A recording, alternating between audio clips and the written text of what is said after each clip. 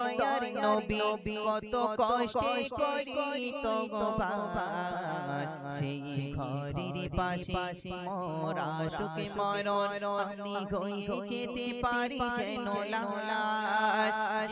কুড়ি ঘরে মোর দয়ার নবী কত কষ্টে করিত গো বাস সেই ঘরের পাশে মোর আশুকে মরণ আমি হয়ে যেতে পারি যেন লাশ ধন্য হব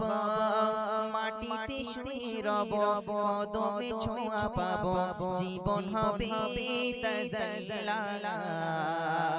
আমি আসিব না রাসূলুল্লাহ আমি ফিরিব না রাসূলুল্লাহ